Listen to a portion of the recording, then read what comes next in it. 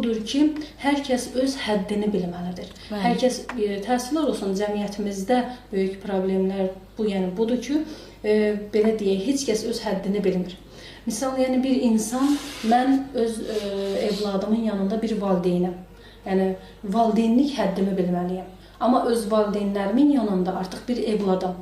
Onların yanında isə evladlıq həddimi bilməliyəm ki, mənim valideynlərim də onların qarşısında mən necə olmalıyam?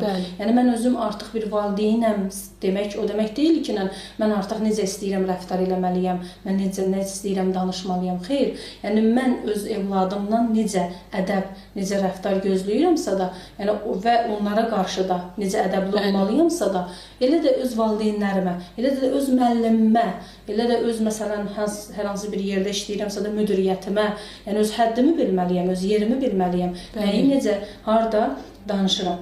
Bir kasıb gəlir İmam Həsən əleyhissalamın yanına məsciddə, buyurur ki, ağa, mənim ehtiyacım var, mənə kömək eləyə bilərsənmi? İmam Həsən əleyhissalam ona 500 dinar verir. İmam Hüseyin əleyhissalamın yanına getdikdə İmam Hüseyin əleyhissalam 490 verir. Və onların yanında yenə bir səhabələri olur, o 480 verir.